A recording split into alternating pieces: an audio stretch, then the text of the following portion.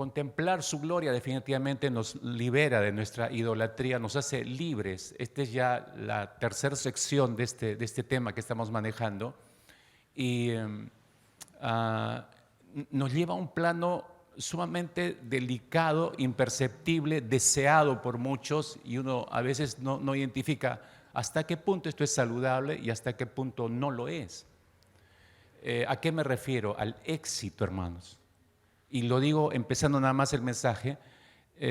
Escuche bien todo el mensaje y no trate de darse una opinión en la primera parte, en la segunda o en la mitad del mensaje. Escuche todo el mensaje, porque mi intención no es criticar el deseo de ser exitoso. ¿Está mal querer ser exitoso? No está mal, hermanos. Y sobre todo acá me refiero a los que tienen una pequeña empresa, un negocio, los jóvenes que están empezando, saliendo de su carrera universitaria, ya empezando su carrera a practicarla, o la carrera técnica que estudiaron ya la están ejerciendo. Todos, absolutamente todos, quieren ser exitosos. Tú no levantas una carrera y inviertes 4 o 5 años para estudiarla con el pensamiento, quiero ser un fracasado, quiero ser un fracasado, quiero ser un fracasado. Nadie empieza así. Todos quieren tener éxito en lo que están haciendo, y eso es saludable. ¿Quieres ser un médico exitoso? Bien por ti. ¿Quieres ser un ingeniero exitoso? Bien por ti. ¿Quieres ser un contador exitoso, una maestra, un educador exitoso? Bien por ti. No está mal el deseo. Otra cosa es que idolatres ese éxito. Y ese es el punto de nuestra reflexión en esta mañana. Regreso a un punto crucial, porque el éxito es parte de otra idolatría. Podemos llevar al éxito, o podemos levantar el éxito e idolatrarlo en nuestras propias vidas.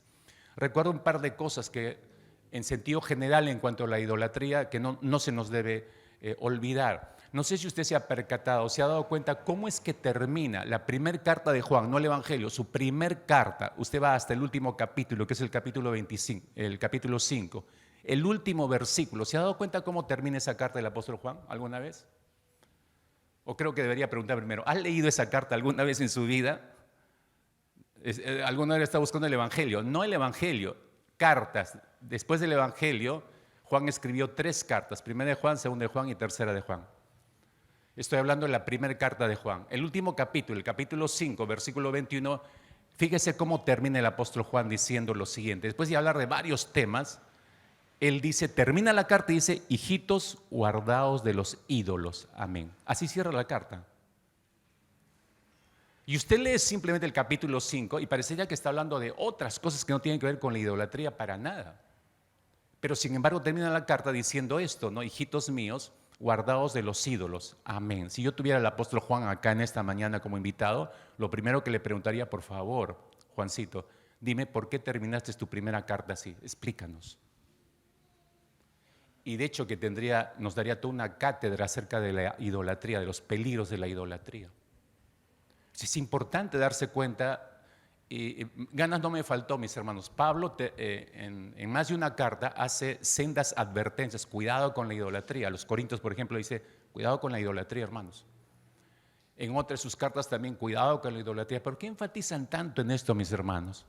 Si no fuera un peligro, un riesgo para nosotros como creyentes, la idolatría, ¿por qué tendría que advertirla tanto?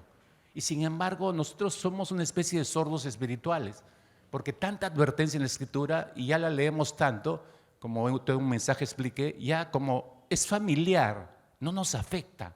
Hay varios principios de la palabra que ya no nos afecta. Los recordamos con afecto, cariño, los volvemos a leer y ¡ay, qué lindo! Pero no nos afectan para cambio. ¿Le hemos restado poder a la palabra del Señor?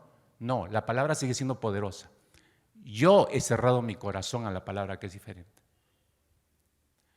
El gran obispo, escritor inglés J.C. Ryle, que ministró entre los años de 1816 y 1900, él definió la idolatría de una manera muy peculiar. Ryle dijo lo siguiente: la idolatría es aquella adoración en que el honor debido al Trino Dios y a Él únicamente es dado a alguna de sus criaturas o alguna invención de sus criaturas. Es un desvío total de la adoración que solamente debe ser rendida a Dios. Eso está diciendo Ryle. Y usted se da cuenta, mis hermanos, que los momentos culturales en que el mundo se encuentra, no solamente en nuestro país, sino hablo del mundo entero, en la actualidad, nos ofrece grandes, inmensas oportunidades diarias, mis hermanos, ni siquiera voy a hablar con periodos espaciados, diarias, grandes oportunidades diarias, grandes oportunidades para hacer de cualquier cosa o cualquier persona un ídolo. Si me beneficia y me es útil, fácilmente podemos derivarla y podemos levantarla a que sea un ídolo. En cualquiera de las áreas de nuestra vida. Juan Calvino, el gran reformador, tenía razón cuando dijo en cierta oportunidad que el corazón del hombre era una fábrica perpetua de ídolos. Fábrica perpetua de ídolos, y lo identificó como la fuente principal de la adoración falsa. O sea, es terrible pensar por unos momentos y reflexionar, mi corazón es una fábrica continua de ídolos. Y es cierto, usted puede estar pidiendo perdón así de rodillas y quebrado ante el Señor, reconociendo un ídolo determinado, y le pide perdón al Señor y promete que nunca más regresará a la adoración de este ídolo, y a las pocas horas o días usted puede estar postrado en otro altar. Renunció a este altar, pero está postrado en otro altar. Y no nos damos cuenta de eso. Me parece que debería haber una oración perpetua en nuestros corazones, permanente. Las 24 horas del día, Señor, hazme consciente si mi corazón se inclina hacia algún tipo de idolatría. Creo que permanentemente deberíamos estar orando esto. Porque cualquier cosa, mis hermanos, podemos transformarla o llevarla al punto de ser un ídolo para nosotros. Todo lo que apreciemos y lleguemos a amar desmedidamente, fácilmente puede transformarse en un Dios poderoso que altere nuestras vidas, que norme nuestras vidas, que norme una cultura, que norme la vida de todo un país. Pero al mismo tiempo, esos ídolos van a terminar rompiendo el corazón de todos los que se postren a adorarlos. Si se acuerda, el código moral más famoso del mundo es el Decálogo, los 10 mandamientos, Éxodo capítulo 20, y en los primeros versículos establece el primer mandamiento de la ley de Dios es el siguiente: yo soy Jehová tu Dios, no tendrás dioses ajenos delante de mí. Dios es muy puntual, hermanos. Él no se va por las ramas. Este es el primer mandamiento y todos los demás dependen de este, estaba diciendo el Señor. Y cuando uno lee estos dos versículos de Éxodo 20, yo soy Jehová tu Dios, no tendrás dioses ajenos delante de mí, nos tenemos que preguntar qué parte del no tendrás dioses ajenos, qué parte de esa frase no entendiste hasta el día de hoy. Si está tan claro, no tendrás dioses ajenos, ¿qué parte del no entendiste? Y eso nos lleva de una manera natural a la pregunta, ¿qué quiere decir Dios con lo de dioses ajenos? ¿No? No tendrás dioses ajenos delante de mí. ¿Qué quiso decir Dios con esa frase, dioses ajenos? Y la respuesta no se deja esperar. Dios mismo te da la respuesta. Los siguientes versículos 4 y 5 dice el Señor: no te harás imagen de ninguna semejanza de lo que está arriba en el cielo, ni abajo en la tierra, ni en las aguas debajo de la tierra. No te inclinarás a ellas ni las honrarás. Y ahí está la clarificación y la respuesta a la pregunta: ¿qué significa dioses ajenos? Y eso incluye, mis hermanos, incluye todo lo que hay en el mundo, no algunas cosas, incluye todo lo que hay en este mundo. La mayoría de personas que tú conoces, de hecho, pueden fácilmente convertir el dinero en un Dios. O puede la gente elevar el sexo a la categoría de divinidad, o al mismo tiempo desear con todas las fuerzas de su alma, de su corazón, alcanzar el éxito empresarial, el éxito profesional, el éxito ministerial, pero, y ahí viene el pero, ¿no? Creyendo que todo esto los va a hacer completamente felices y que eso les va a dar significado a su vida. Cuando yo tomo y miro el éxito y apunto al éxito y uso todo lo que tengo para desarrollarme, creyendo que eso me va a dar felicidad y me va a dar identidad de vida y significado a mi existencia, ya convertí, ya sea mi profesión, la empresa, las personas, cualquier cosa a la que yo haya inclinado mi corazón con ese objetivo, ya lo transformé en un ídolo. Ya es un ídolo inevitablemente. Sin embargo, cualquier cosa de esta vida puede ejercer de ídolo, de alternativa que reemplaza a Dios, pero definitivamente, espero que esto no se olvide, son dioses fraudulentos, hermanos. Nos prometen algo que nunca van a terminar por cumplir. En el tiempo que estaba sirviendo en el ejército, conocí a un oficial que amaba el éxito, pero así por todos los poros se notaba, amaba el éxito, buscaba, como se dice en el argot interno, en los cuarteles, buscaba ser el oficial más verde de la unidad. ¿Y qué significaba el más verde? Es el más exigente, el más rudo, el más malo, el más cruel, es verde. Y buscaba y no lo ocultaba, lo mostraba abiertamente. Y en la búsqueda de ese éxito como militar se excedió desmedidamente un fin de semana y castigó físicamente hablando desproporcionalmente y cruelmente a un grupo de soldados de mi propia unidad que estaban de guardia en ese fin de semana y mató a uno de ellos por exceso de ejercicios físicos. Le dio un colapso cardíaco, un joven de 18 años, y lo mató. Para él, en su crueldad, eso era ser exitoso. Leí la historia no hace mucho de una mujer cuya familia creció una familia muy pobre, muy pobre, hablando en esas favelas brasileñas donde hay una miseria terrible, ¿no? Y había pasado por épocas extremas de hambre, de escaseces, como siempre, ¿no?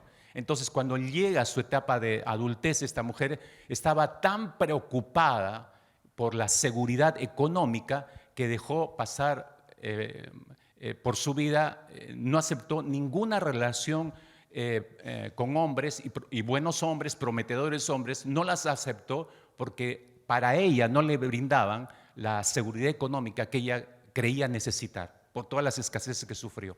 Al final terminó casándose con un hombre con mucho dinero, muy rico, al cual ella no amaba para nada, pero se casó con ese hombre.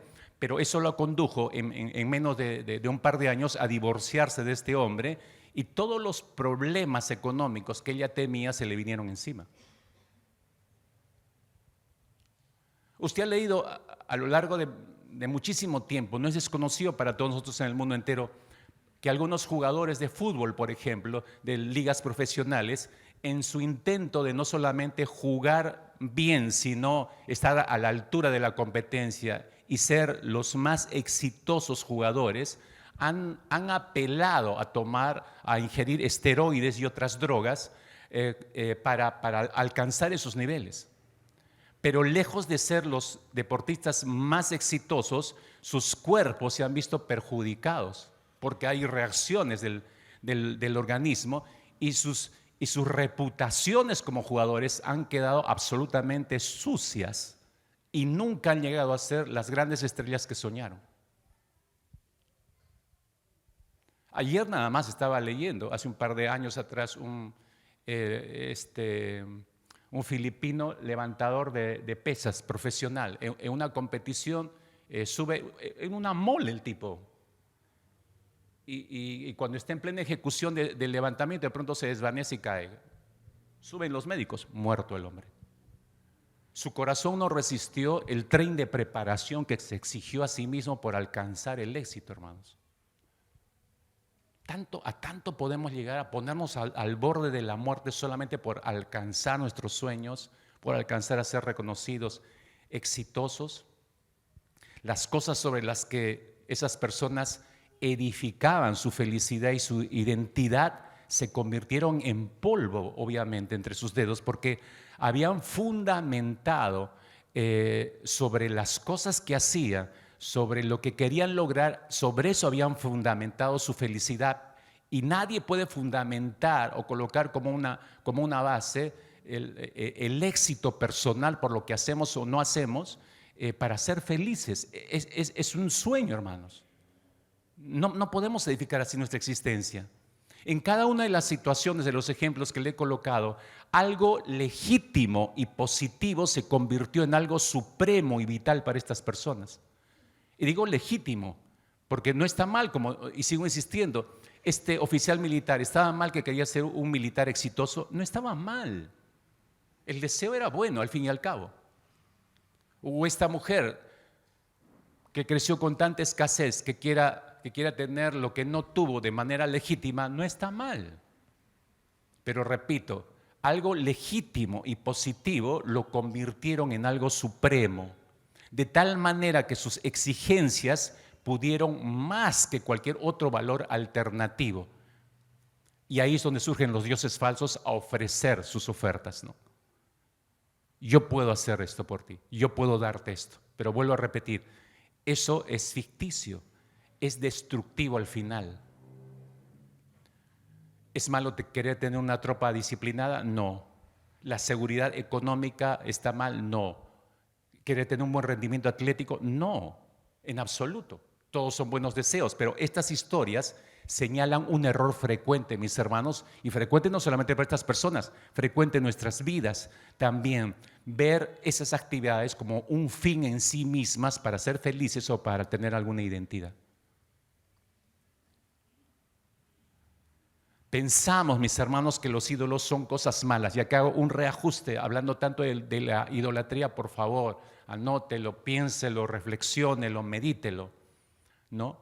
Para hacer una corrección en nosotros mismos. Nosotros pensamos que los ídolos son cosas malas. En automático, cuando escuchamos un mensaje como este, vamos a hablar de idolatría, cosas malas.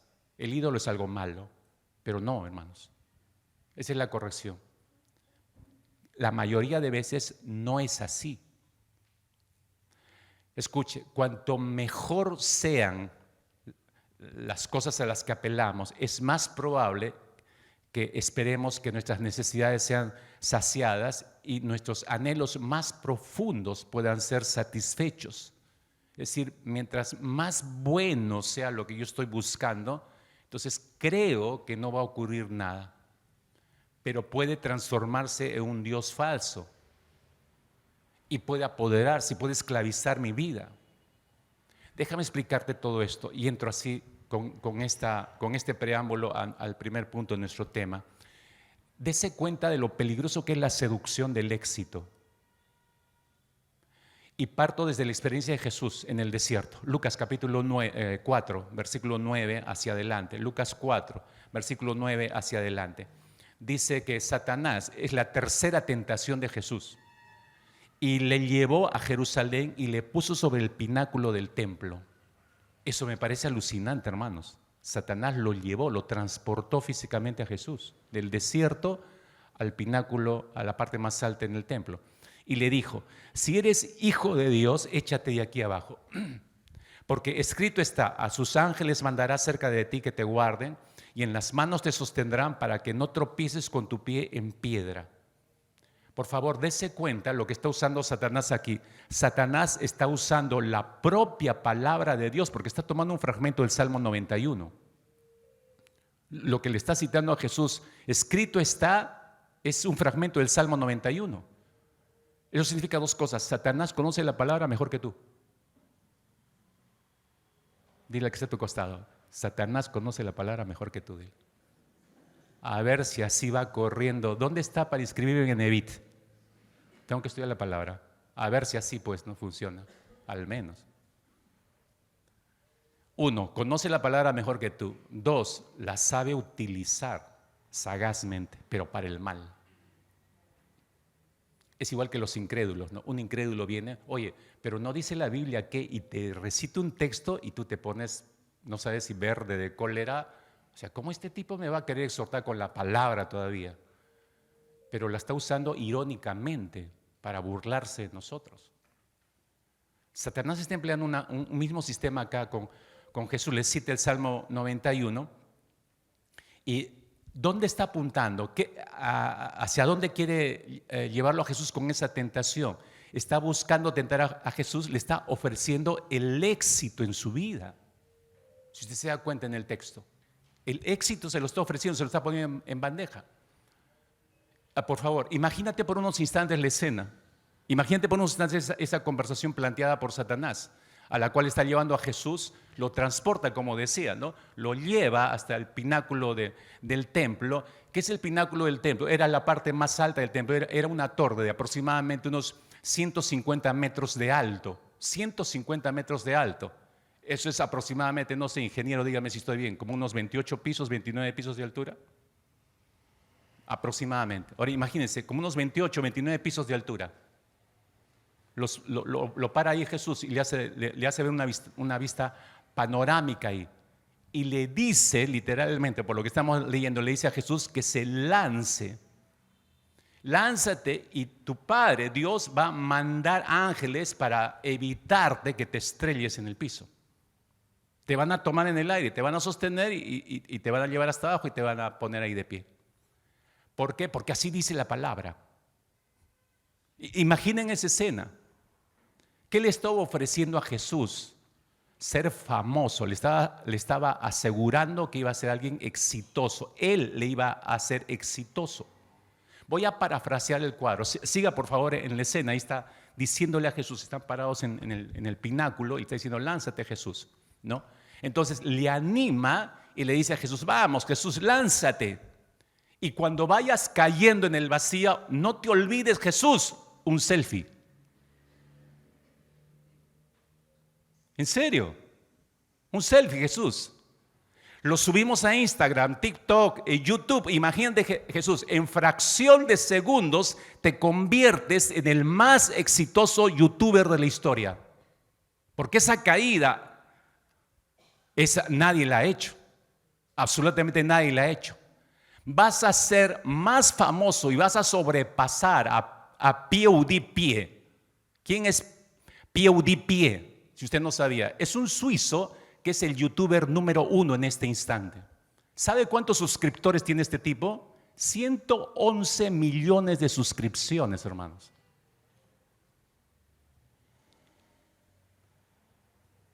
Tú subes tu coreografía en TikTok, ¿cuántos entran a mirar? 5. Este tipo hace cosas descabelladas, 111 millones de suscriptores. PewDiePie. Este tipo ocasionó que YouTube creara el famoso botón dorado, que es un botón otorgado al que llega a los 50 millones de suscriptores. No existía el botón dorado, por él fue creado cuando sobrepasó los 50 millones de suscriptores. Entonces Satanás le está diciendo, Jesús, vas a ser más famoso que este tipo, en fracción de segundos, porque este tipo nunca se ha lanzado al vacío y se ha hecho un selfie o se ha grabado cayendo al vacío. Y menos aún, mira, lo tuyo va a ser más espectacular, porque tú vas a estar grabando todo, entonces cuando vayas a estrellarte, de pronto aparecen ángeles. Eso ya no, lo máximo. Y te van a agarrar los ángeles y todo el mundo va a estar mirando eso. Uy, vas a ser el youtuber de la historia. Éxito total, Jesús. Eso es lo que le estaba planteando al Señor Jesucristo. Lo que hay que recordar, mis hermanos, rápidamente es que Jesús no vino a buscar el éxito en esta tierra. Tú lees los evangelios, su misión era redentora, no venir a ser famoso, no venir a hacerse exitoso. Y los que vamos a decidir seguirlo, tenemos que tener esa misma perspectiva. En realidad lo que Satanás buscaba en esta tentación con Jesús y también con nosotros, por si acaso, porque no solamente era con Jesús, es hacernos, hacernos adictos al éxito cualquiera que fuera este. Su meta es hacernos adictos al éxito, haciéndonos creer, haciéndonos sentir que debemos demostrar, hermanos, escuche, esto es clave para entender el operar de Satanás y lo que busca con nosotros. Nos quiere hacer sentir y nos quiere hacer creer que nosotros debemos demostrar a los demás lo que somos o lo que valemos a través de una vida exitosa. Nos quiere hacer creer que debemos justificar nuestra existencia en esta tierra, debemos justificar nuestra identidad, nuestro valor con el éxito. Es decir, si tú y yo no alcanzamos el éxito, entonces no somos nada en este mundo. Eres peor que un chancay de 20. Ya ni siquiera hay chancay de 20, ¿no? ¿Qué está hablando, pastor? ¿Un chancay cuesta cuánto? ¿Un sol? ¿50? No sé. No somos nada si no alcanzas el éxito. Por eso es que hay un montón de creyentes frustrados, escondidos en las iglesias. Pasan desapercibidos. Fracasé en mi vida. Ya, pues ¿qué me queda? Refugiarme en una iglesia, estar bien con el Señor. Ya no ambicionan nada, no anhelan nada, no sueñan nada. Insisto, no está mal soñar, no está mal planificar, no está mal desear ser exitoso. Pues vas entendiendo cómo hay que manejar, administrar el deseo del éxito. En este sentido, por eso el éxito resulta siendo seductor, atrapa, esclaviza a la gente. No sé cuántos de ustedes vieron la famosa película Carros de Fuego, que en la década de los 70, 80 se hizo famosa esta película. Esta película fue basada en la vida de este corredor Eric Liddell, un corredor escocés cristiano, un corredor olímpico, pero la trama de la historia en la película, los que la han visto y la recordarán, giraba no solo en torno a las victorias de Eric Liddell, sino a la relación que tenía con un amigo suyo que desde la niñez se conocieron. Harold Adams se llamaba el amigo de Eric Liddell. Y con Harold Adams, de ascendencia judía, había a pesar de ser amigos, pero siempre estaban compitiendo el uno con el otro, ¿no? Es interesante observar en la trama de la película dónde descansaba la vida de Eric Liddell y dónde descansaba la vida de Harold Adams. La identidad, el valor de Eric Liddell es marcadamente mostrado. Este hombre siempre está descansando en el Señor, siempre está descansando en la obra de Cristo Jesús. Pero la vida de Harold Adams no, es totalmente diferente. En una entrevista le preguntan a Harold Adams cómo él podría definir el éxito como corredor. Y él, en sus propias palabras, dice lo siguiente: soy más bien un adicto. Literalmente esas fueron sus palabras: soy un adicto. Así, al inicio como que no le captaron. En una entrevista días después él aclara esto y dice lo siguiente, y esto refleja exactamente cómo nos esclaviza el éxito y cómo la llevamos al plano de idolatría y creyendo que eso nos da identidad y nos da un valor como seres humanos. Harold Adams dijo lo siguiente, dijo: contentamiento, tengo 24 años y nunca lo he sentido. Siempre voy persiguiendo algo sin saber siquiera qué es. Levanto la vista y veo ese pasillo de 1,20 metros de ancho con 10 miserables segundos para justificar toda mi existencia. Y me pregunto, ¿pero lo lograré?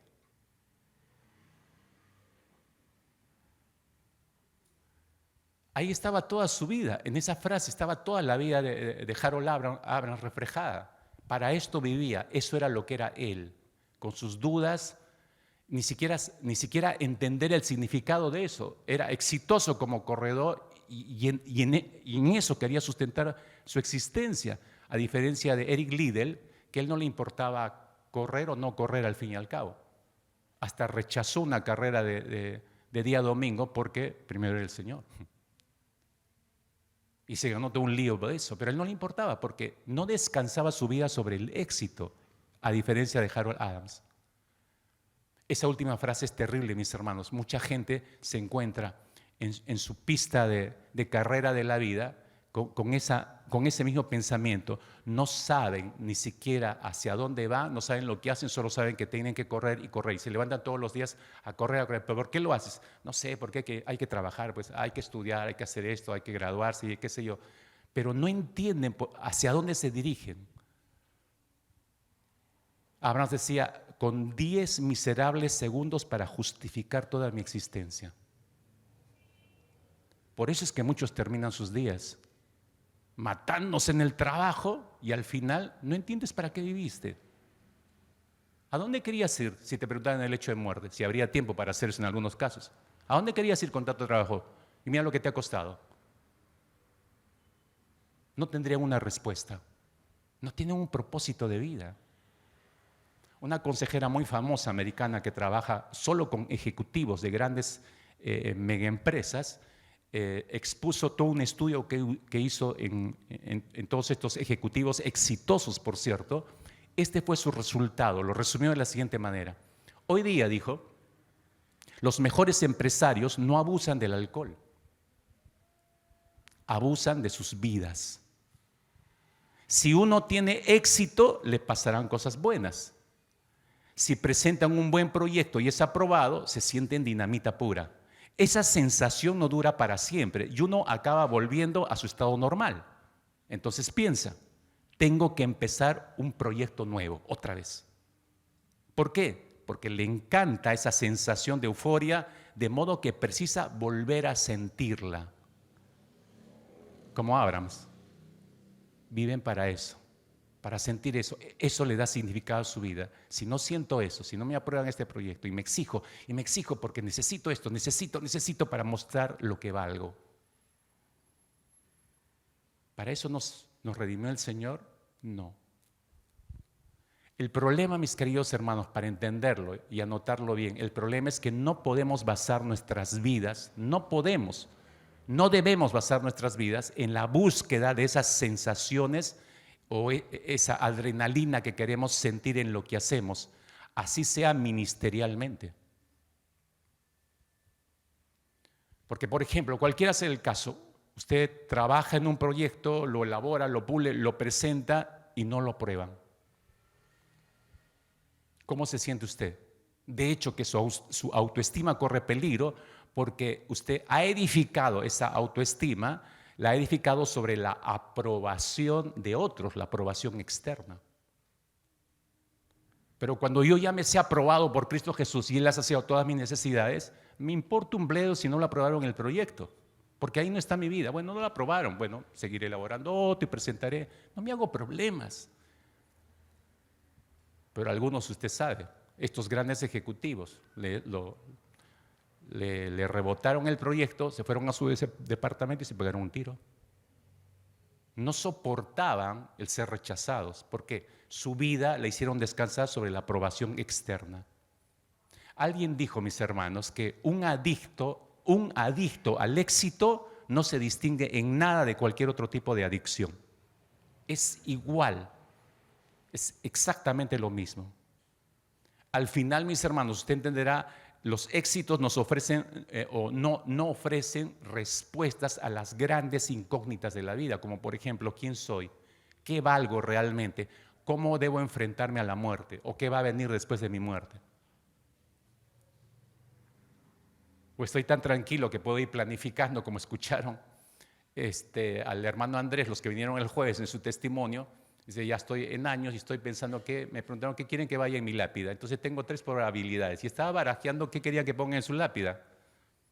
Pero yo le pregunto a alguno, ¿quieres que vaya en tu lápida? Ay, pastor, ¿qué me está diciendo? ¿Que me muera? ¿Qué? Y se asa todavía un poco más y me va a bronquear, ¿no? Pero este hombre ya ha reposado con los años, habiendo pasado un sinfín de experiencias en el Señor, habiendo descansado su vida, no en la opinión externa, sino en la opinión de Dios, entonces podía pensar en su muerte, podía pensar en lo que va a ir en su lápida, podía planificar todo eso tranquilamente, hermanos. Y eso me lleva a mi segundo punto. ¿Cómo es que podemos transformar el éxito en un ídolo, ¿no? En la idolatría del éxito? Más que otros ídolos, mucho más que otros ídolos, el éxito personal, hermanos, como explicaba con un ejemplo hace un instante, produce la sensación de que somos como semidioses. Produce esa sensación extraña de que y esa sensación de que somos como dioses nos lleva a un plano más profundo todavía, porque nos da la impresión que tenemos seguridad y que nuestro valor como personas descansa exclusivamente sobre nuestra sabiduría, sobre nuestra fortaleza, sobre nuestro rendimiento. Y si todo eso descansa en mí mismo, entonces ¿para qué necesito a Cristo Jesús? Ser mejor, escúchame, ser mejor en la actividad que uno desempeñe, estar por encima de los demás, significa que nadie es como usted. Entonces, como nadie es como usted se siente como un semidios. Y sintiéndote como un semidios, crees que puedes controlar muchas cosas. Estar en la cima del éxito, curiosamente, da esa impresión. ¿Cómo puedo identificar esto, pastor? 3 cosas, anota por favor, 3 cosas puntuales. Un indicio que ustedes ha convertido el éxito en un ídolo es esa falsa sensación de seguridad que le aporta. Un falso sentido de seguridad. Se ha percatado que la gente pobre, mis hermanos, para explicarle este punto, se ha percatado que la gente pobre que enfrenta el sufrimiento, que enfrenta las crisis, no le choca tanto. ¿Alguna vez se ha puesto a pensar en eso? No le choca tanto. ¿Por qué? No le choca tanto tener o no tener. ¿Por qué? Porque ha crecido y ha desarrollado su vida en esas escaseces. Entonces, tener, no tener, no le hace. Se podrá preocupar porque se extrema en otra cosa, pero ha desarrollado su vida en esas crisis, entonces está acostumbrada a las limitaciones.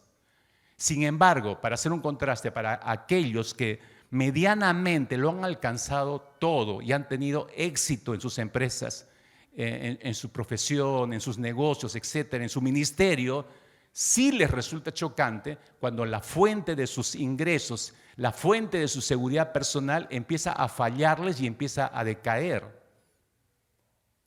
La falsa sensación de seguridad es el resultado de deificar nuestros éxitos y esperar que nos mantengan a salvo de los problemas de nuestra vida, hermanos.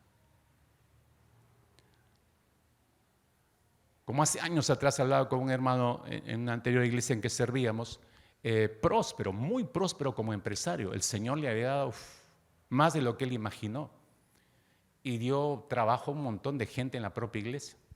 Exitoso. Hasta que viene la crisis, ¿se acuerdan de Cla? Se derrumbó todo. Entonces una mañana todo triste, viniendo una mañana de oración, me permitió el Señor orar por él y le digo, pero tú ¿cómo estás? Y levanta su cabeza así, todo abatido el hombre. Y me dice, la vida no debería ser así para mí, pastor. La vida no debería ser así para mí, pastor. Y agregó, es injusta. Y no se refería a la vida misma, sino está echándole toda la culpa a Dios. No sé si usted lee entre líneas, lo que estaba diciendo es, Dios ha sido injusto hasta aquí. O sea, disfrutó de todas las bendiciones de parte de Dios y cuando viene la crisis, ¿qué demostró? Que su vida no descansaba en el Señor, descansaba en el éxito que él había logrado. Y lo que había logrado el Señor se lo retira y debería quedar un creyente maduro que siga amando al Señor, siga sirviéndolo y seguía para adelante. Pero no, se vino abajo el hombre. Y encima le estaba echando la culpa a Dios. La falsa sensación de seguridad es el resultado de deificar nuestros éxitos y esperar que eso nos mantenga a salvo de nuestros problemas cotidianos. ¿Dónde vemos esto en las Escrituras? Usted recuerde Marcos capítulo 10, el joven rico que viene a buscar al Señor y le dice que quiere, ¿qué tengo que hacer para ganar la vida eterna? Y tiene esa conversación con el Señor. Usted bien recordará, no pudo seguir a Jesús. ¿Por qué este joven no pudo seguir a Jesús? La Escritura es muy clara, porque simplemente dice que él tenía mucho dinero, había llegado a ser muy exitoso, era un hombre que había generado tanto dinero que pensó que el dinero podía mantenerlo a salvo de todos sus problemas en esta vida. Así que renunciar a ese dinero, Jesús le está diciendo, ahora vende todo lo que tienes, lo haces a los pobres, vienes y me sigues. Renunciar para él era renunciar a la fuente de vida y sin esa fuente de vida para él no era nadie, no se sentía alguien. Por eso es que no pudo seguir a Jesús. La falsa sensación de seguridad, mis hermanos. Ese joven ya había transformado el éxito en todo un ídolo. Una segunda señal, otra segunda señal de que usted ha convertido el éxito en un ídolo es que distorsiona la visión que tiene de sí mismo. Distorsiona el concepto que tienes de ti mismo. Cuando tus éxitos constituyen el fundamento de tu valor como persona, hermano, estos pueden inducirte a tener una visión exagerada de tus capacidades. Como decimos en criollo, este se la cree, decimos.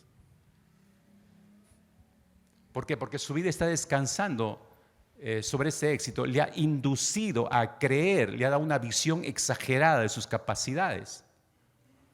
Regresando ya no a la primera carta de Juan, sino a la tercera carta de Juan, que es la más cortita, en los versículos 9 y 10, nos da a conocer un personaje interesantísimo allí llamado Diótrefes. Usted ve las características de Diótrefes. Es interesante porque Juan está diciendo, Diótrefes al cual le gusta tener el primer lugar entre ellos y no nos recibe. Por esa causa, si yo fuera, recordaré las obras que hace parloteando con palabras malignas contra nosotros. No contento con estas cosas, no recibe a los hermanos y a los que quieren recibirlos se los prohíbe y los expulsa de la iglesia. Fíjese por favor en este líder, porque es un líder en la iglesia. Hallamos este líder de la iglesia llamado Diótrefes, que al parecer, hermanos,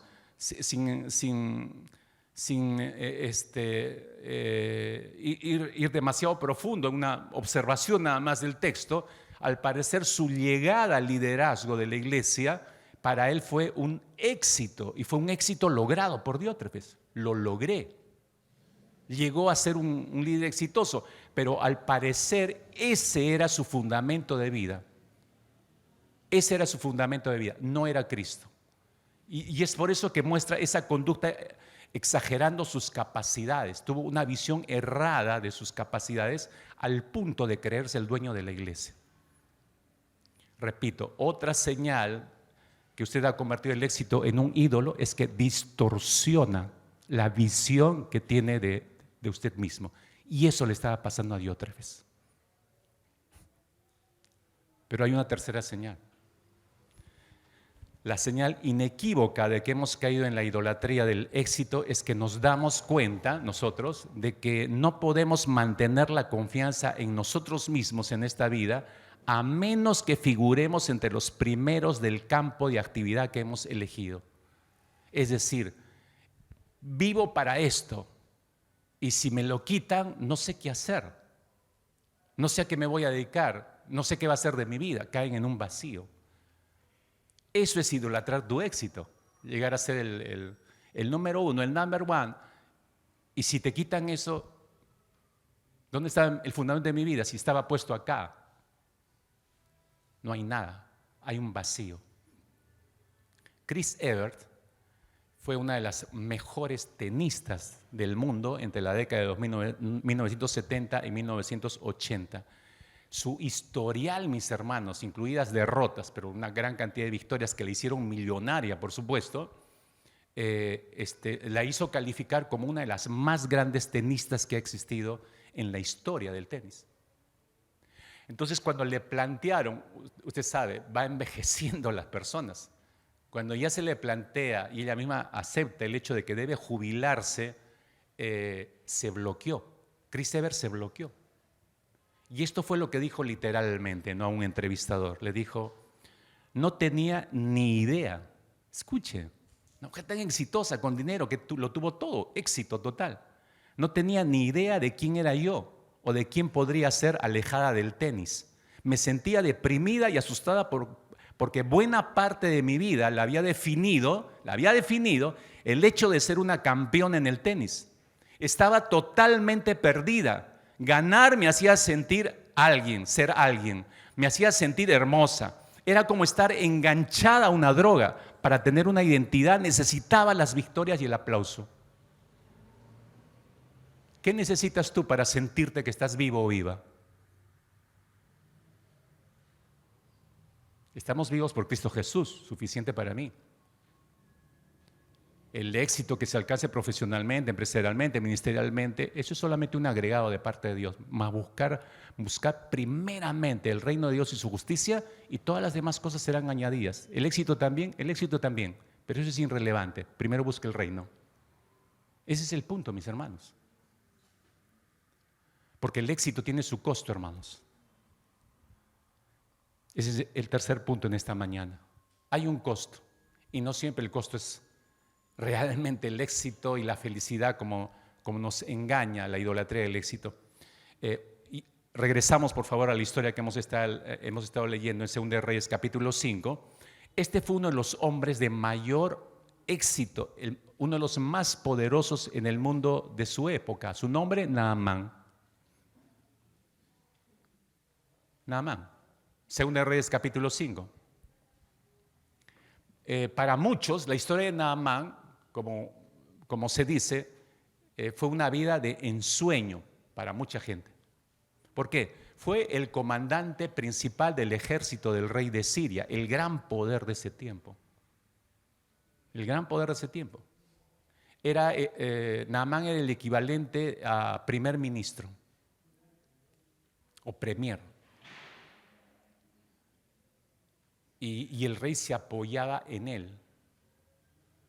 El hecho de que el rey se apoyara en él, eso decía muchísimo del valor que se le había asignado a la vida de Naamán. Era un hombre rico, era un soldado valeroso, era un soldado muy decorado, reconocido, honrado, exitoso. Era un militar exitoso, hermanos. Naamán había hecho realmente una carrera militar absolutamente exitosa. Sin embargo, todos esos grandes éxitos que había alcanzado, todas sus capacidades como soldado, habían tocado, como decimos, techo o se había encontrado con la horma de sus zapatos. Lea conmigo, versículo 1, cómo lo describe. Dice: Naamán, general del ejército del rey de Siria, era varón grande delante de su señor y lo tenía en alta estima, porque por medio de él había dado Jehová salvación a Siria. Era este hombre valeroso en extremo, pero, dice, leproso. Leproso. O sea, fíjese cómo el autor de Segunda de Reyes acumula los nombramientos, los éxitos de Naamán, y de repente añade que a pesar de todos ellos, era un muerto viviente. Y es algo chocante porque tú estás leyendo este éxito y ¡pum!, de pronto te chocas con que es un muerto viviente. En la Biblia, en este tiempo, esta enfermedad conocida como lepra, abarcaba una serie de sintomatología para el paciente que la sufría, ¿no? Y empezaba con un deterioro de toda su piel, ¿no? Iba afectando piel, huesos. Lentamente la persona su carne a podrir. Y paulatinamente perdía sensibilidad y se iba secando y se le iban cayendo algunos miembros y al final terminaba matando absolutamente a la víctima. Entonces, en su tiempo de Naamán, usar la palabra lepra en esa connotación era parecido al término cáncer en nuestros tiempos. Era prácticamente, por poner un paralelo. Pero capte usted la ironía con la que describe el autor en el primer versículo, mientras este hombre se iba muriendo centímetro a centímetro, hermanos. Centímetro, y el leproso no siente cuando va perdiendo los miembros, porque pierde sensibilidad. Todo su sistema nervioso es afectado antes de ir perdiendo todos sus miembros. Entonces por eso no siente dolor. Entonces se da cuenta, mientras se iba muriendo, capta esta ironía, mientras va muriendo centímetro a centímetro, Naamán lo tenía todo. Tenía riqueza, tenía destreza atlética, tenía admiración popular, tenía el reconocimiento del propio rey, pero debajo de todo eso se estaba haciendo literalmente, el hombre se estaba haciendo pedazos. Para mí Naamán es exactamente la descripción de la gente hoy en día. Es la descripción del exitoso profesional, el médico renombrado, el abogado de gran renombre, el juez de alta alcurnia. Todos ellos son como Naamán. Literalmente están por dentro cayéndose a pedazos. Jamás lo van a admitir, por supuesto. Quiebran sus matrimonios, nuevo matrimonio, vuelve a quebrar, más hijos, otro matrimonio, vuelve a quebrar, otros hijos, etcétera, etcétera. Quebrados, quebrados, quebrados, quebrados, quebrados.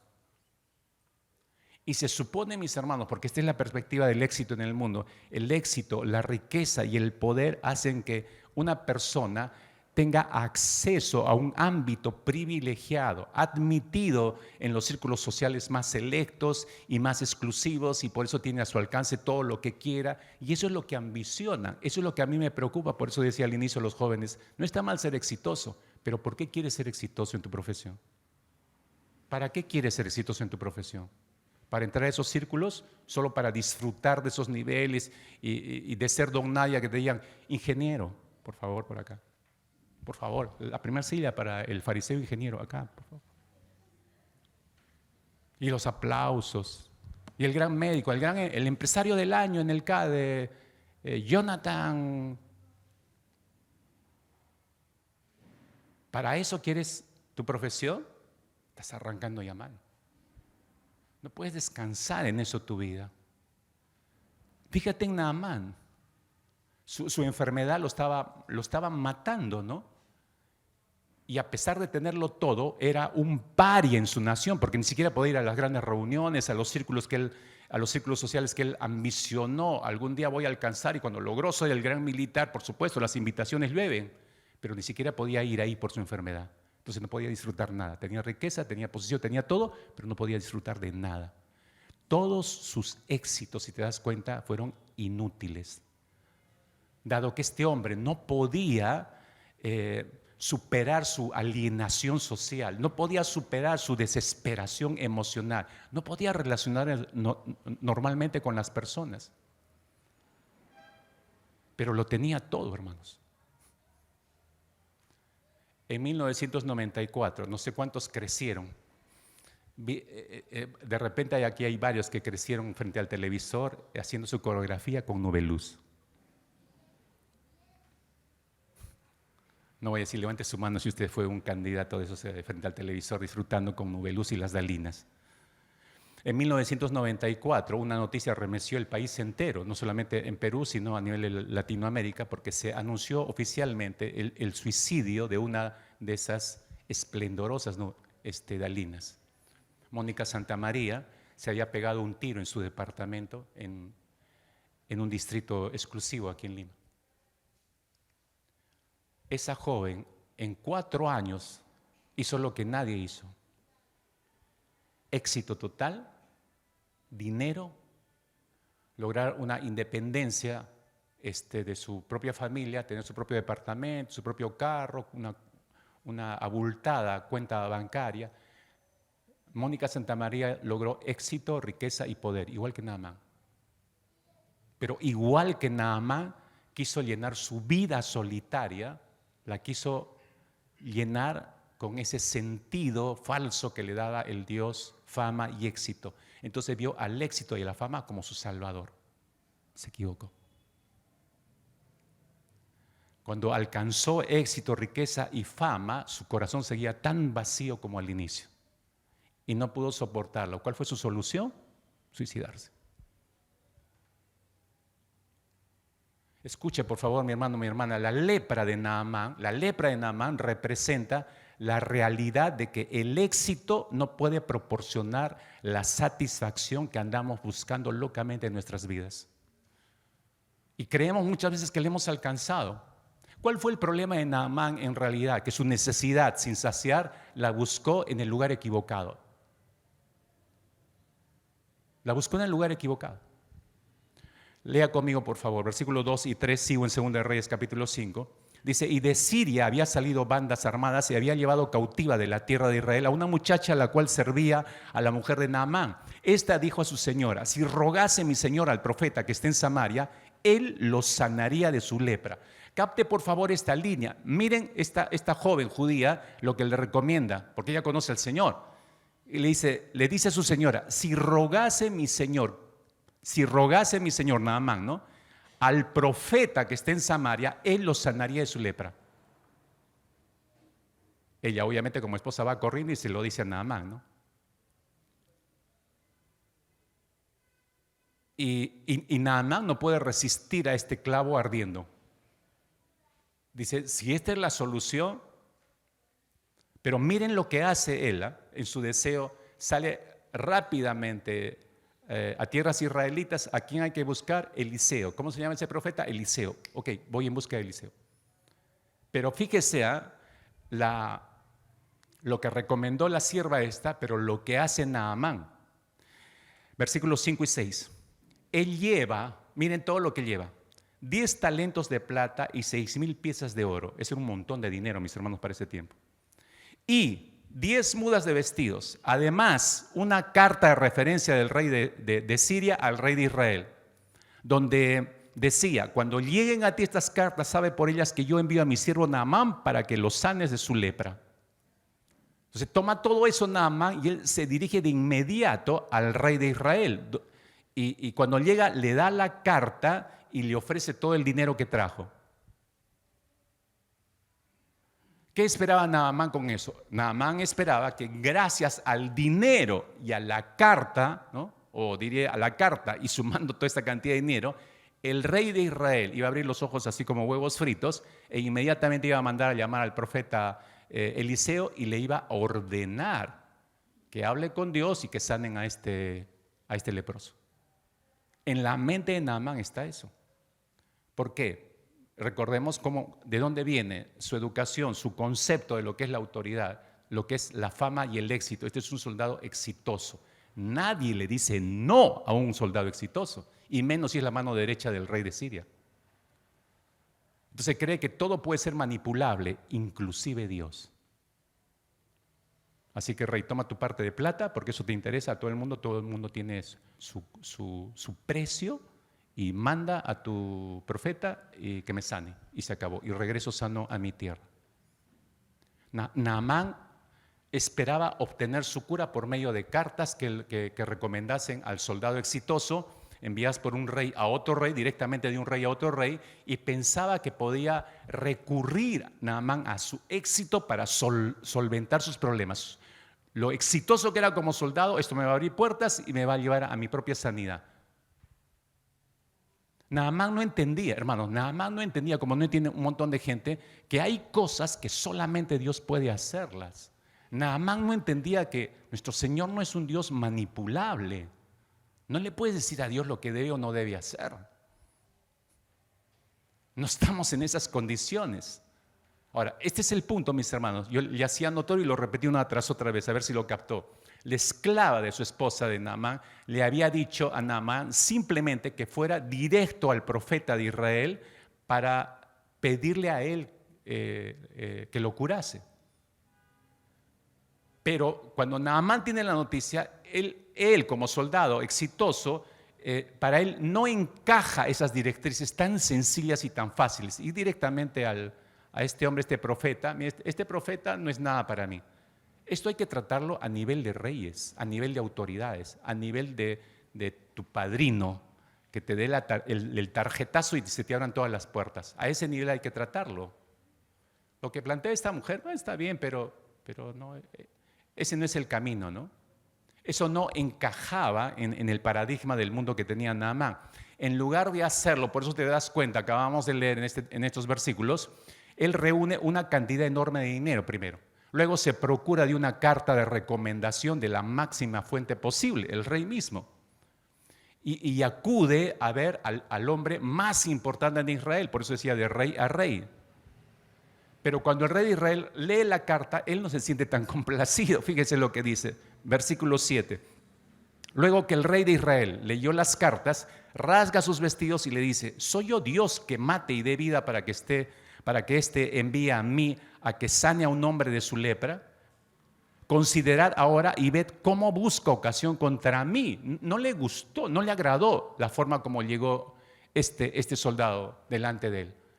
No, está buscando ocasión para eliminarnos a nosotros, pero le dice claramente Naamán, oiga, Señor, escuche, yo no soy Dios, ni yo soy quien para decirle a Dios lo que tenga o no tenga que hacer. Ustedes se equivocaron. A Jehová no se le puede manipular. No puedo hablar a favor suyo, ni siquiera con Dios mismo. Es por eso que el rey se desgarra sus vestiduras y le dice: ni yo soy Dios, ni puedo decirle a Dios lo que debe hacer. Versículo 8 y 9. Cuando Eliseo, el varón de Dios, oye que el rey de Israel había rasgado sus vestidos, envía a decirle al rey: ¿por qué has rasgado tus vestidos? Venga ahora a mí, se refiere a Naamán, mándamelo. Venga ahora a mí y sabrá que hay profeta en Israel. Y vino Naamán con sus caballos y con su carro y se paró a las puertas de la casa de Eliseo.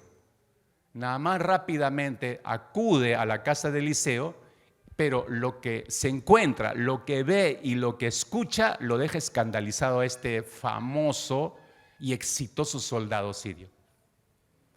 El profeta no sale a recibirlo. Le envía a su siervo. Eso lo afecta a Naamán porque el tremendo soldado exitoso, que el rey se apoya en él, y despreciarlo de esa manera, eso totalmente está afectando a su éxito, a su fama de él, y no lo puede soportar. Ni siquiera piensa Naamán: este profeta se ha dignado salir a recibirme en persona. No se da cuenta que está un tremendo soldado exitoso viniendo a visitarlo. ¿No se da cuenta del honor que le estoy haciendo? Y me manda a su siervo. versículos 10 y 13. Y encima con un mensaje que ya hizo explosión en el cerebro de Naamán, ¿no? El mensajero le dijo lo siguiente, versículo 10: ve y lávate 7 veces en el Jordán, y tu carne se te restaurará y serás limpio. Y Naamán se fue enojado, diciendo: he aquí, yo decía para mí, saldrá él luego, y estando en pie, invocará el nombre de Jehová su Dios. Él tenía su propio programa, fíjense. Y alzará su mano, tocará el lugar, sanará la lepra. Habana y Farfar, ríos de Damasco, no son mejores que todas las aguas de Israel. Si me lavase en ellos, ¿no seré limpio también? Y se volvió y se fue enojado.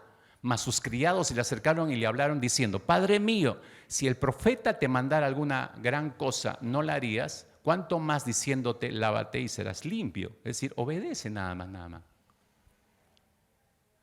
Mira, como él mismo declara, y como estamos leyendo acá, él tenía su propio programa. Él esperaba que Eliseo saliera. No, primero 21 salvas de cañón.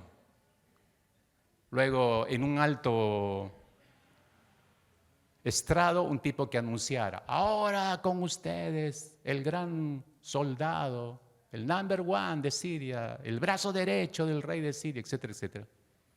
Y luego, y ahora el profeta viene y se postra y lo ayuda y ora. Y la lepra se desaparece. Espectáculo. Naamán estaba acostumbrado a eso.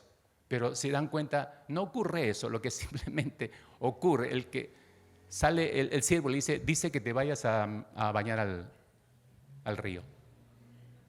¿Qué? Sí, y 7 veces. O sea, encima me dice que estoy mugroso. Tengo que hacer 7 veces todavía. No es suficiente con una. O sea, todo esto es chocante para ese soldado. Pero escuchen, por favor, este es el punto, hermanos. Naamán en ese instante se está enfrentando a un Dios que en su trato con los seres humanos, Dios es soberanamente libre y fundamenta su accionar en su gracia, no en lo que tú o yo podamos hacer o no hacer. Dios es un Dios de gracia. Nadie puede controlar a Dios, porque nadie puede ganar, merecer o conseguir su bendición, menos la salvación de Dios.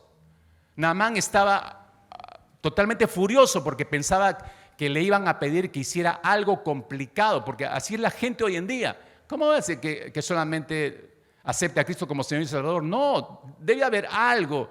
Y siempre piensan en cosas así grandes, fuertes, ¿no? ¿Qué debo hacer? Desde acá de rodillas hasta el Cerro San Cristóbal. Ida y vuelta, y Dios te va a perdonar tus pecados. Que carga un tremendo pedrón y te subes así todo el Cerro San Cristóbal y ahí tiras como si fueran todos tus pecados. Tengo que hacer algo espectacular, tiene que ser algo grande, algo que me esfuerce yo, una obra que yo haga para sentir que me merezco lo que Dios quiere darme. Pero esa no es la gracia, hermanos. Siempre pensamos en hacer algo para recibir la salvación de Dios, su favor, su bendición. Siempre estamos pensando en hacer algo. Hasta que Naamán, mis hermanos, entendiera que Dios es un Dios de gracia, cuya salvación no se puede negociar, ganar, perseguirla, dando algo u ofreciendo algo a cambio. Él, si no entendía eso, él iba a seguir usando para obtener su propia seguridad y salvación, iba a seguir echando mano a todos sus ídolos. Solamente si Naamán entendía que la gracia de Dios era fruto de simplemente el regalo voluntario de Dios. No era la inversión de energías que este hombre pudiera hacer para ganar lo que estaba buscando. Por lo tanto, la orden era por eso muy sencilla y simple: ve y lávate, punto, se acabó, ve y lávate. Era un mandato que resultaba difícil debido a lo fácil que era hacerlo. Difícil debido a lo fácil que era hacerlo. Porque para hacerlo, Naamán tenía que admitir que estaba absolutamente indefenso, que él no podía cambiar, mejorar, no podía hacer nada, que era un ser débil, necesitado del regalo de Dios. Hasta que él no entendiera eso, no se iba a producir su propia sanidad. Si usted desea la gracia de Dios, escúcheme, si usted realmente desea la gracia de Dios, lo único que precisa es admitir su necesidad. Solo admitir su necesidad. Lo único que necesita es venir delante del Señor con manos vacías pero con fe, creerle lo que Dios está planteando, que en su Hijo Jesucristo encontramos toda la provisión para la salvación. Pero al mismo tiempo resulta difícil reunir ese tipo de humildad espiritual para acercarnos al Señor. Para muchos es muy complicado esto, porque siempre venimos y hay la intención del corazón de decirle a Dios: mira todo lo que he hecho, y por todo lo que he hecho yo creo que me merezco recibir la salvación. O si no, le decimos: fíjate en todo lo que he sufrido, Señor, y por todo lo que he sufrido me merezco que me salves, me merezco que me bendigas. Pero sin embargo, Dios, ¿qué es lo que espera? ¿Qué es lo que quiere? Que lo miremos solamente a Él, que simplemente nos acerquemos a Él humildemente para que Él nos lave en la sangre de su propio Hijo Jesucristo. Es la única fuente válida para perdón. Escuche por favor esto con cuidado. Solo cuando veamos lo que ha hecho por nosotros Jesús, nuestro gran siervo sufriente, cuando entendamos que esa es la provisión de Dios, que eso es lo único que requerimos, y entendamos de verdad que la salvación de Dios no nos exige por eso que hagamos algo grande, porque Cristo ya hizo algo grande por nosotros. Entonces yo no necesito agregar algo a lo que Cristo hizo. Jesús ya lo hizo por nosotros y así demostró su amor en la cruz. Por eso decíamos en medio de uno de nuestros cánticos. Entonces ahí está la provisión divina. Solo tengo que acercarme con humildad, reconocer mi necesidad, admitirla delante de Dios y tomar esa provisión de parte del Señor. Dios estaba esperando que eso haga Naamán. Naamán no lo entendía al inicio, pero hay un punto donde se quiebra todo y él abandona su idolatría. Estoy en el versículo 14 hacia adelante de 2 de Reyes 5. Dice: él entonces descendió, Naamán, y se zambulló 7 veces en el Jordán, conforme a la palabra del varón de Dios, y su carne se volvió como la carne de un niño y quedó limpio. Se produjo el milagro. Se produjo el milagro. ¿Y dónde está el punto de partida de ese milagro? En la actitud de Naamán, en lo profundo del corazón, en lo que nadie veía.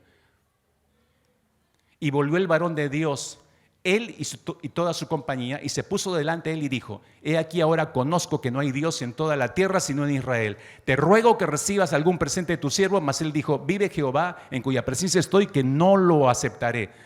Y le instaba a que aceptara algunas cosas, pero él no quiso recibir ningún reconocimiento del profeta Eliseo. Nada. Si te das cuenta a este punto, todo el relato bíblico, mis hermanos, en los últimos minutos, si te percatas, acerca de la salvación de este hombre, acerca de la sanidad de este hombre, ataca por todas partes la idolatración de su éxito y se la trae abajo. Porque para curarse, Naamán tuvo que aceptar lo que le dijo primero la esclava, una mujer insignificante que no valía nada. Luego tuvo que aceptar lo que el siervo de Eliseo salió a decirle. Y por último tuvo que aceptar lo que sus propios siervos lo redarguyeron en su corazón para que no se vaya enojado. O sea, si tú ves este conjunto de personas que Dios utilizó, el Dios Todopoderoso echó mano de lo insignificante para ese tiempo para redarguir el corazón de este hombre. ¿Hacia dónde estaba empujándolo Dios? Hacia la humildad. Oye, hombre, sé humilde y reconoce lo que necesitas. Oye, sé humilde y reconoce lo que necesitas. Jesús nos dio grandes lecciones de humildad, mis hermanos. Desde cuando nació en ese pesebre.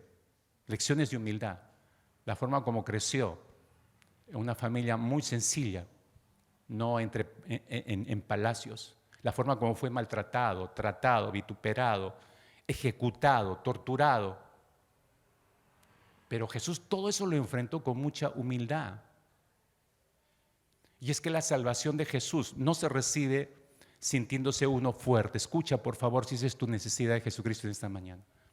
La salvación de Jesús no se recibe sintiéndose uno fuerte, sino admitiendo su debilidad y al mismo tiempo la necesidad de Dios. Y la salvación de Jesús no se produjo, en el caso de Naamán, mediante la fuerza. Dios no tomó en consideración lo que él logró, lo que era el poderoso, el exitoso, para nada. Apenas él se humilló, Dios operó sobre este hombre. Este es uno de los grandes mensajes de la Biblia, mis hermanos.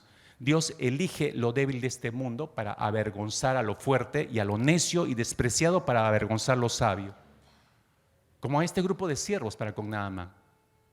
Para su tiempo, cada uno de esos siervos era incluso puesto al rango de los animales. No eran personas en realidad. Pero cómo Dios usó a esas personas de manera muy sencilla y humilde para darle toda una lección de humildad a Naamán.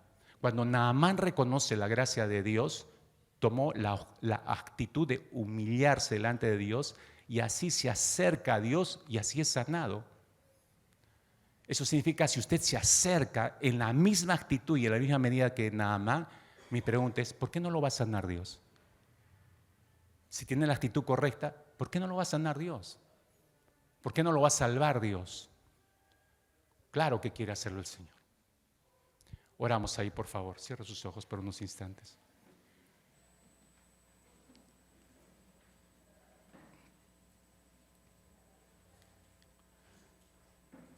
No sé si alguien aquí en este lugar ha vivido todos estos años como Naamán. Y no digo específicamente por una enfermedad, sino la lepra de Naamán representa muchas cosas que pueden esclavizar nuestras vidas. Pero al fin y al cabo es una lepra que va deteriorando toda nuestra vida. Y yo no sé si el Espíritu Santo ha redarguido a alguien y le ha hecho consciente de su propia lepra. Y al mismo tiempo le ha mostrado que la razón por la cual usted sigue leproso,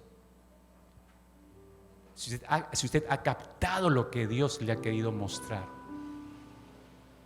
y quiere experimentar lo mismo que experimentó Naamán, es un gran momento para ser libre bajo el requisito de una actitud humilde, acercarse simplemente con una actitud humilde delante de Dios. Si hubiera alguna persona en este lugar, en estos precisos momentos, que necesita de la salvación de Dios, como la necesitaba Naamán, si necesita ser salvado de su propia vida de pecado, que lo tiene enfermo, esclavo, bajo su yugo, muriendo lentamente como un leproso, aprenda de Naamán, solo acérquese humildemente delante del Salvador. Él tiene la provisión para usted. La sangre de Cristo no ha perdido su poder para limpiarnos de todo pecado, de toda maldad. Así que recibe esa provisión en esta mañana a través de una sencilla oración de fe. Ahí donde está usted, por favor, cerrado sus ojos, levante la siguiente oración. Señor, dígale, gracias por darme esta oportunidad de vida. Gracias porque tú ves mi necesidad. Tú ves cuán enfermo puedo estar en lo profundo de mi ser y probablemente en lo externo, en mi propio organismo. Y Señor, yo te suplico humildemente, así como Naamán, vengo con la misma desesperación, con la misma necesidad, con el mismo dolor, a reconocer que sin ti va a ser imposible siquiera esperar, Señor, que yo pueda ser cambiado o transformado, incluso que yo mismo me pueda sanar. No está en mi potestad, Señor, dígale. Está en tu bendito poder. Y quiero creer en tu poder, quiero creer en tu provisión, quiero creer que en Jesucristo, en aquella cruz sobre el Calvario, Señor, está toda la provisión que yo necesito. Y me acerco en esta mañana de propia voluntad, me acerco a ti, Señor, para confesar todos mis delitos y pecados, para confesar toda mi lepra interior, Señor, aquella que me ha enfermado por años, aquella que me ha esclavizado por años, para que tú me limpies de todo eso, Señor. Pedirte perdón por todos mis desórdenes de vida, por toda mi vida de pecado, por todas las decisiones erradas, equivocadas, todo aquello que ha maltratado mi vida y ha hecho sufrir a mi propia familia. Señor, yo te pido perdón por todo ello. Y me abrazo a tu gracia. Acepto esa gracia, Señor, en la cruz del Calvario. Acepto en Cristo Jesús mi salvación. Acepto en Cristo Jesús no solo a mi Salvador, sino a la máxima autoridad que tome todo mi ser. Entra a mi vida, Señor, en esta mañana. Toma todo mi ser, por favor, Señor, te lo suplico. Sana mi vida, por favor, Dios. Sana mi vida, por favor, Señor. Sana mi espíritu, que fenece, que muere sin ti, Señor.